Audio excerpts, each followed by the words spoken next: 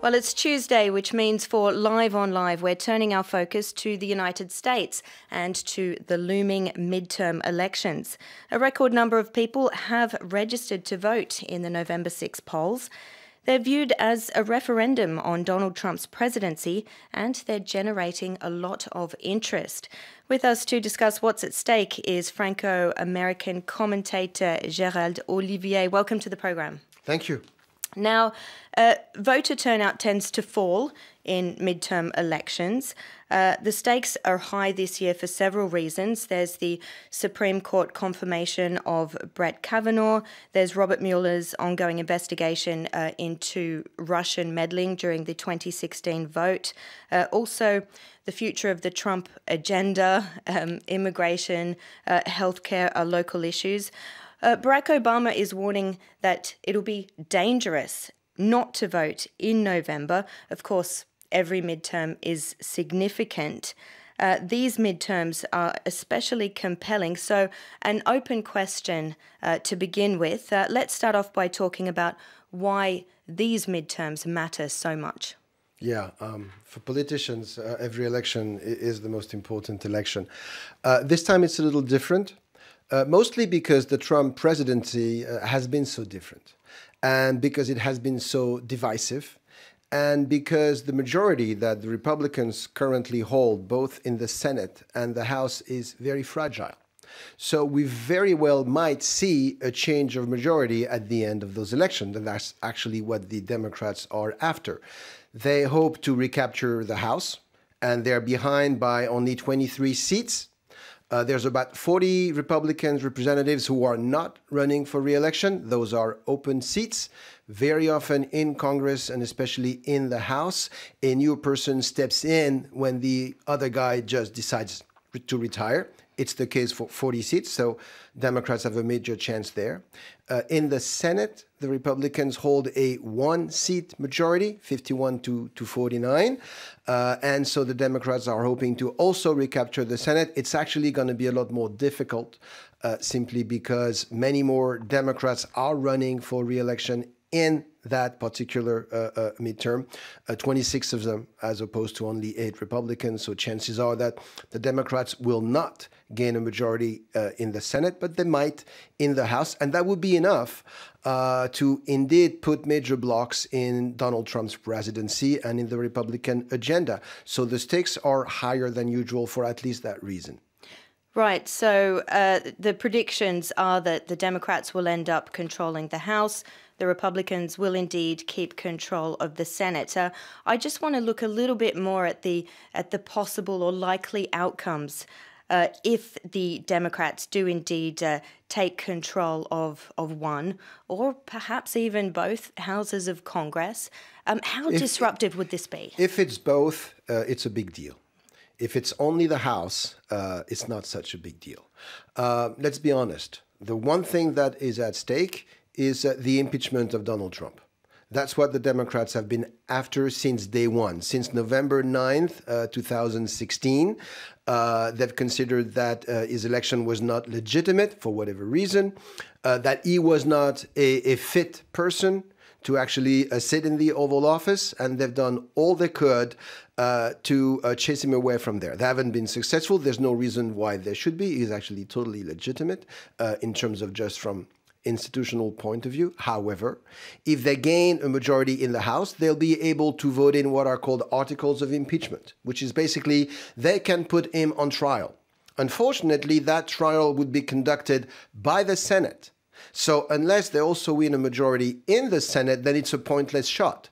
They would start a trial for impeachment, but in the end, at the end of that trial, probably Republican senators would not vote to impeach the president, and he would stay on, and we would just have about a year of very, very messy day-to-day politics. However, the Democrats are so angry at what Trump has been doing, and they're so angry at the way he's been treating the Mueller investigation. Many of them have already said that those articles are written down. The day they get control, they'll put a vote in, and he will be impeached. But the impeachment process in the U.S. is a two-step process. The impeachment voted by the House is only a way to start the ball rolling. it has to get to the Senate. Unless they also have a majority in the Senate, that impeachment trial won't go through. Right. So at the very least, we can expect the Democrats to gain seats in the House of Representatives. Most probably. At the very least. Yeah. History tells us that the House usually moves away from the party in power during midterms. Let's also not forget that the prediction polls got it wrong going into elections in 2016. So can we really have much confidence in the numbers this time around? That's where the Kavanaugh confirmation mess comes in. Because what's been happening for the past, 3 to 4 weeks in Washington has been very unseen.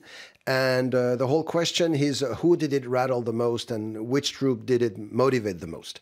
We knew that the Democrats were very motivated, very mobilized because of Donald Trump. And they were, as you said earlier, they were going to make those midterm elections a referendum on Donald Trump. Remember, it's their first chance to vote. It's their first chance for their voice to be heard since November 16. They were not going to miss that. So we knew the Democrats were going to rally and probably turn out at the vote in higher number than usual. However, with what's been happening to Judge Kavanaugh, from the Republican point of view, is fairly scandalous.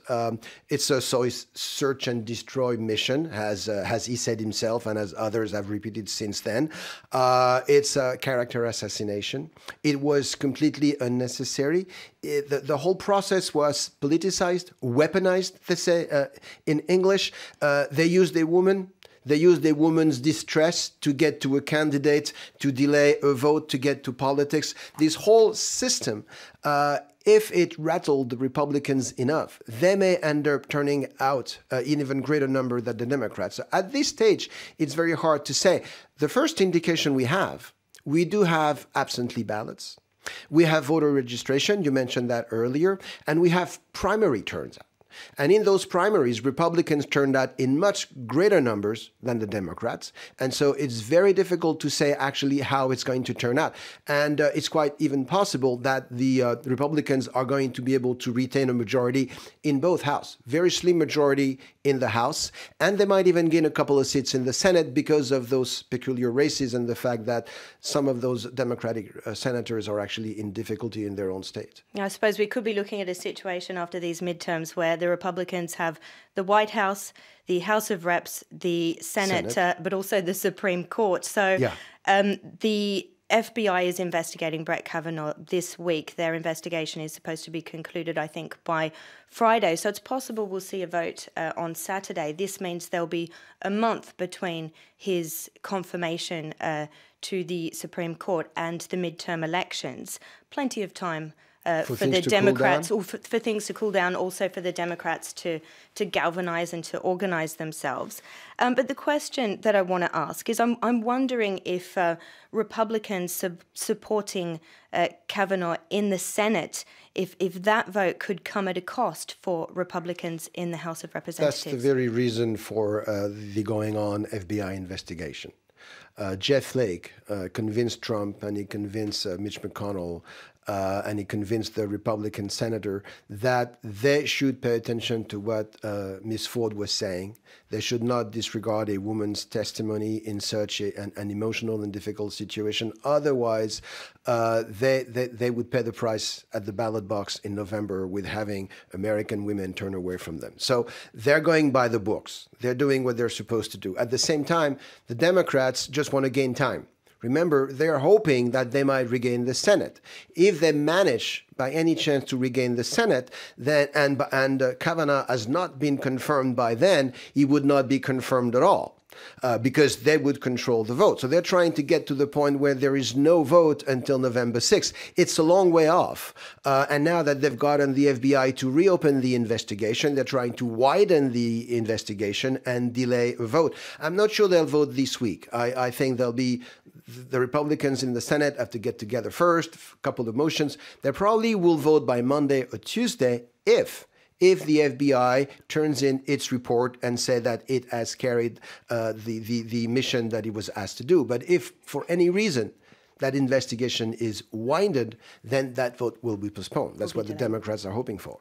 Right, we've got just enough time now to talk about the investigation into Russian interference by Special Counsel Robert Mueller. Is this another storm that Trump will be able to weather? Well, it depends on the election results. If the Democrats regain a majority in the House, there won't be just one Mueller investigation. They'll start many. They'll go looking into every possible thing, every stone they can turn up, they will. They'll investigate Trump business. They will investigate connection between his business and the different people around him. They'll go into conflict of interest. They'll go investigate Jared Kushner and Donald Trump Jr. and all of those connections. They'll do everything they can to disrupt. So if they win the House, like I said earlier, it'll be very, very messy politics for a while. The Mueller investigation itself, as far as I'm concerned, could be shut off if Trump wins, because he's had 18 months. Only thing he's done is be able to indict Manafort. And Trump, I think, will act if he comes out on top. Something we'll have to watch very closely. We've run out of time. Thanks so much, Gerald Olivier. My pleasure.